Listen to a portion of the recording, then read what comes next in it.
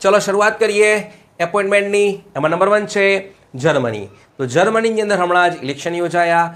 તો કોના માટેના યોજાયા? પ્રધાનમંત્રી કે પ્રેસિડેન્ટના? તો જે જર્મની છે એનું જે સર્વોચ્ચ પદ છે એને કહેવાય છે ચાન્સેલર કહેવાય છે. એટલે કે જે પણ પાર્ટી જીતશે એનું જે કોઈ કેન્ડિડેટ છે એ બનશે જર્મનીનો નેક્સ્ટ ચાન્સેલર બનશે. ઓકે, એ સમજવા માટે ત્યાંની તમારે સ્થાનિક પાર્ટીઓ સમજવી પડશે. તો ચલો સમજાવી દઉં છું. તો ત્યાં જે મુખ્ય પક્ષ છે એ છે SPD, એટલે કે અત્યારે જે રૂલિંગ પાર્ટી છે ઓલાફ શોલ્ઝની પાર્ટી છે એ છે SPD, એટલે કે સોશિયલ ડેમોક્રેટ્સ. વિરોધ પક્ષમાં છે CDU CSU. કઈ છે? CDU CSU, જેના પ્રેસિડેન્ટ કોણ છે? ફેડરિક મર્સ છે.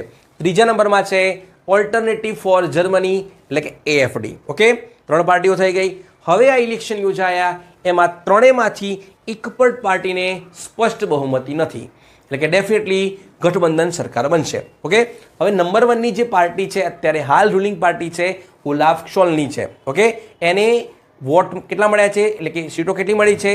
સૌથી ઓછી મળી છે. એટલે કયા નંબર પર છે? એ ત્રીજા નંબર પર. તો ડેફિનેટલી બીજી અને જે ત્રીજી પાર્ટી છે એ શું કરશે? ગઠબંધન સાથે સરકાર બનાવી લેશે.